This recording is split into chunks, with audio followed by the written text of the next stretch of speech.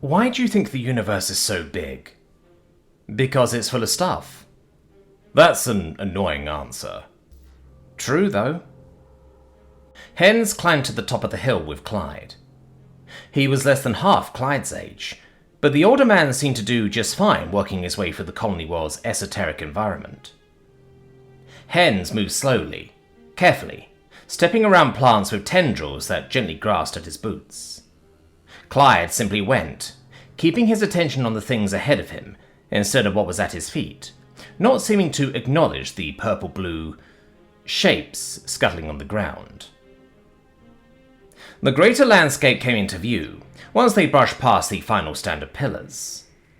They were tall, white as bone and strangely soft, bending out of the way when pressed into before rehardening to solidity like they'd never changed. Beyond their close-knit thickets, at the end of the winding grey-azure path that ran up the tall hillside, the horizon revealed a whole lot of bizarre emptiness. Sand that faintly vibrated, blanketing the planet's surface for as far as Hen's and Clyde's vision went. Distant spines of mountains that were too cubal to be said to conform to anything but their own logic. Grey, blue, silver. Spheres of some kind floated about in vaguely cloistered groups, atop or far above dunes, in the flat spires of the mountains, and at the base of the quarter-mile-high hill. It was a grey world, through and through, half dead as can be. The only thing left from its past, whether it had been lush or just as dreary, being some choice oddities and deformities. "It's beautiful," Clyde said, voice filled with that easy sort of awe that always followed his sense of wonder. Hens had no idea why Clyde wanted to die here. They'd seen plenty of paradise worlds flourishing with beauty. He could have picked any one of them, lying down peacefully in a sea of vibrant colours, thriving ecosystems and serene ambience. Hell, there were even less well-off worlds that were much prettier, in multitudes. Yet, he'd wanted this one. "We've seen a lot, haven't we, old man?" Hen sat down, put his pack on the ground at his side. Their vehicle was still at the foot of the hill, but they'd come up wearing the appropriate suits and carrying just enough stuff to get by until Clyde's timer went to 0. A couple centuries in the stars, and the only thing mankind had ever figured out for fighting the flow of time was keeping yourself in it a little longer. Somehow, it never felt like it was enough. "Course we have. Me more than you, but you'll get there." Clyde sat down a little rougher. He was old and worn out, but technically not supposed to die yet. The problem with the universe is it's just as full of danger as it is life, and he'd caught something. Something psionic in the brain, or one of those energy-charged worlds everyone climbed over each other to get at. Terminal ego degradation. Clyde had chosen to die earlier, rather than break down inevitably. They'd gotten a little lost on that one expedition, long enough that nobody could completely help him by the time they got to him. Hens remembered trailing after him, slowly putting 2 and 2 together that something was wrong. Clyde had jumped like something had bit him, then his navigational know-how fell into a haze. Hours of watching him fumble until... Clyde had been scared at first, then he just mellowed out somehow. Hens had thought he'd snapped at first, but... "You're really just okay with it? You could have had, 20, 40 more years? Not that I mean to..." Hens turned away, squinted up at the local star and its pale icy hue. This world wasn't human safe, not without the habitats and the suits. Hell, not for a decent few species. Awful, awful place to lie down for the last time. "It's okay, I know. But I saw enough. I'm content. I'm just glad I decided to leave my bubble early on so I could say that confidently." Clyde pulled up his wristwatch that was mounted on his suit. Technically, they can tell you the when, now, depending on the circumstance. Most people don't want to know. Sometimes it's not quite accurate anyway. What about the other trips? What about your family? What about me? Hens didn't mean to sound so snippy, but seeing Clyde this whole time just nodding along at his own fate without trying to do much about it irked him. What if I'd figured it out just a little earlier? Call for help before. Bit of a bite in your tone, talking to a man about to die, Clyde said, voice smooth despite his age. He was just watching the environment, spheres floating up and down, humming with content. Far in the distance lay a handful of dome-shaped hab colonies, mainly science and mining settlements, along with training centers for people with certain kinds of abilities. A wildlife study too. Hens looked down at something moving in the distance, down in the desert. It was metallic down there. He'd seen a video of a storm that happens on this world.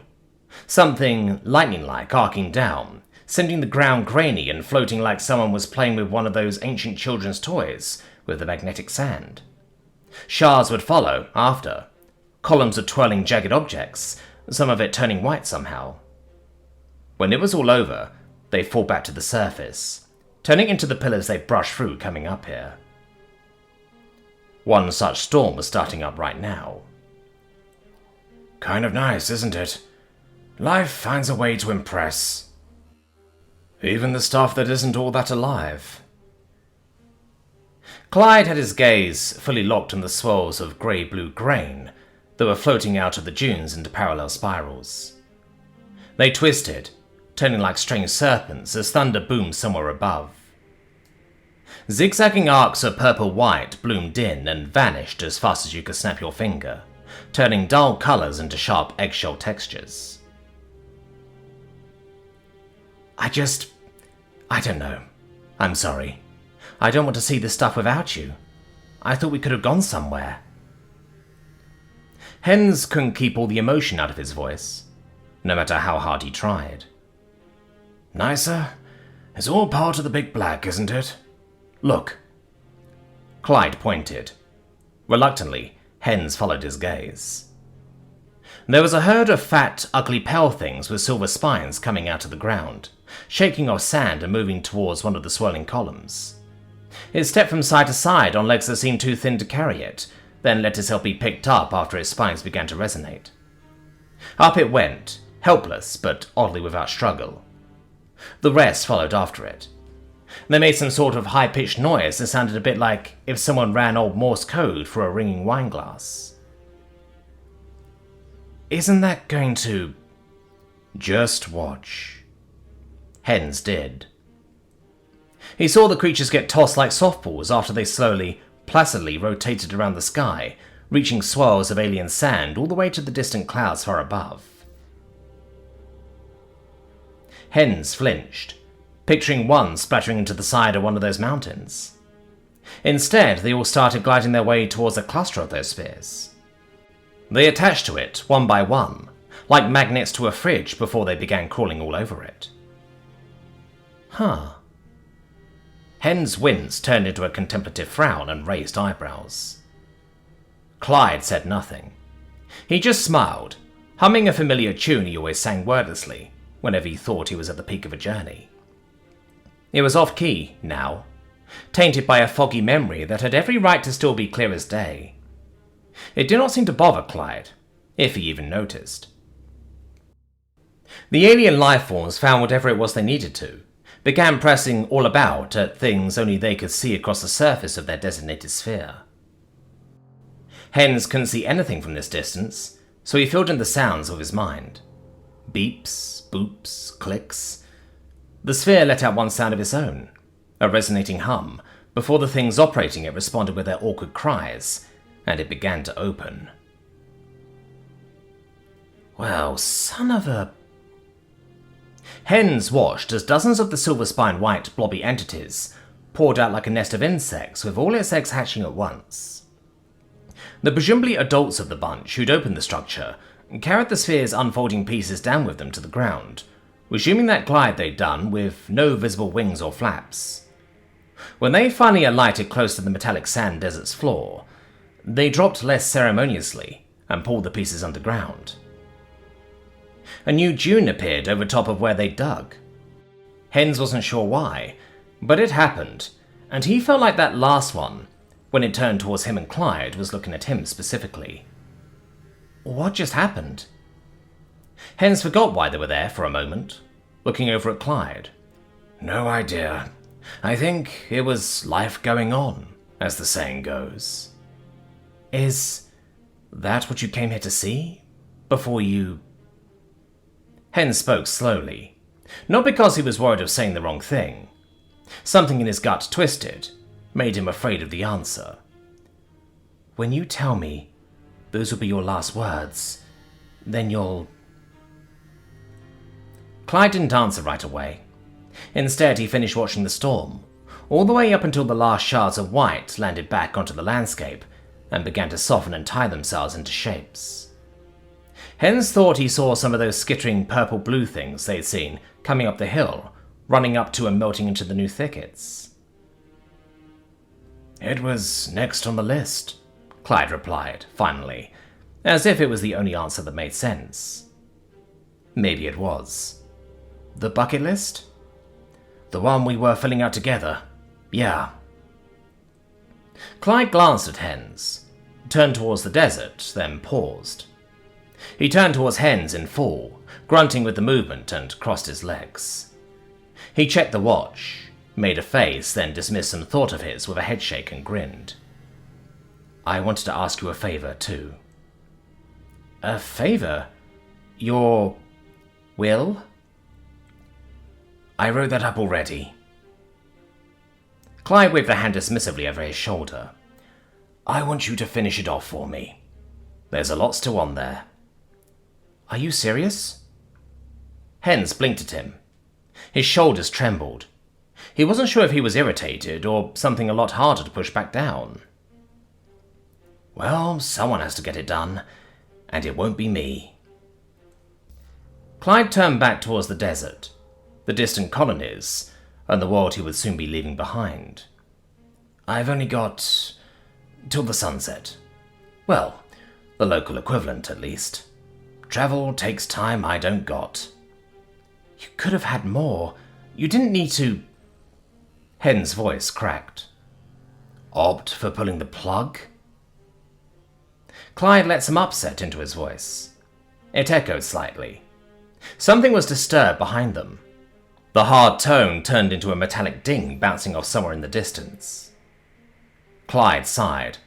Listen, I know how it looks. You're probably thinking I'm taking this way too easy.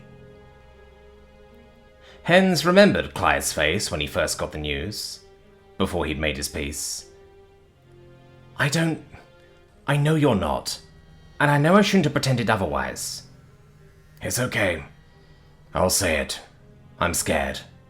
I don't know what comes after. I know my mind or spirit or whatever is going to go somewhere. But what's that going to feel like? Is that even real? Or is it like... Clyde shook his head, sighed again. It morphed into a deep breath, a single closing and opening of his eyes. Hens pulled out an ego capsule. They were both Parmalan, so they followed the Parmalan traditions. The closest humanity had ever gotten to truly averting death was putting what was left of you in a place you could trust a little more to figure it out. Hens looked up at the sky.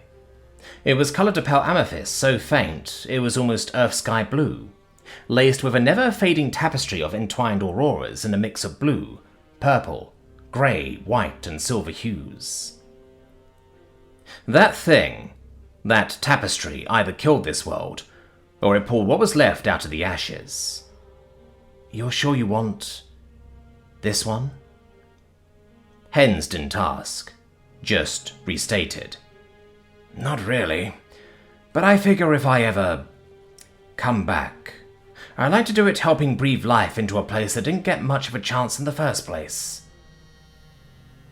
Clyde's eyes roamed across the desert before fixating on the sky.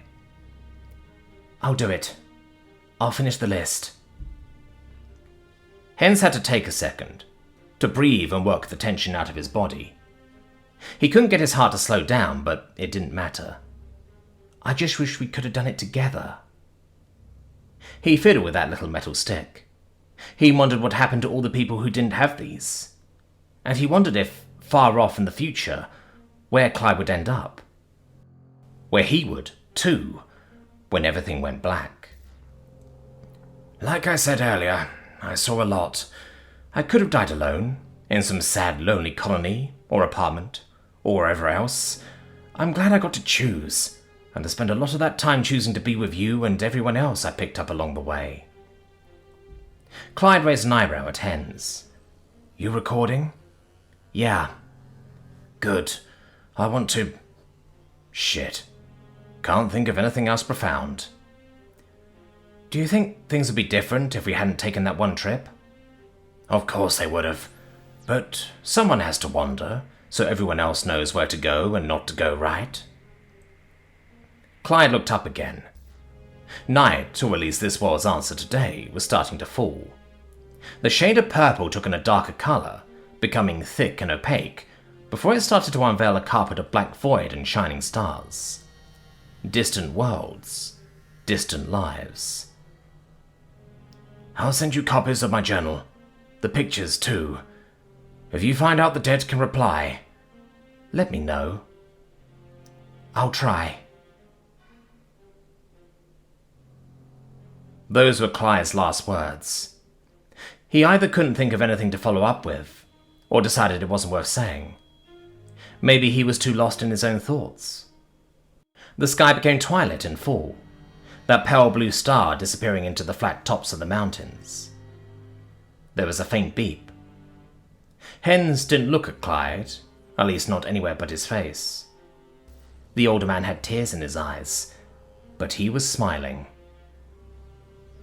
That little time capsule that Hens had almost forgot he was holding lit up.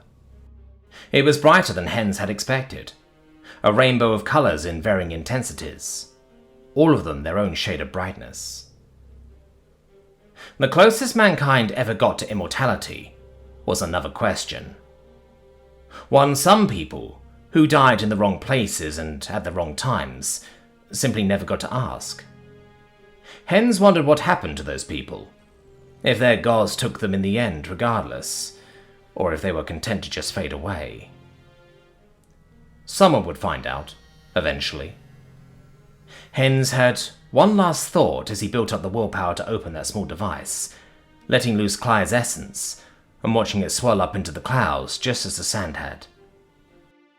That thought mixed with some strange sense of wonder pressing on his mind, somehow turning into words of its own, the aurora reaching out and gently brushing its invisible hands against him.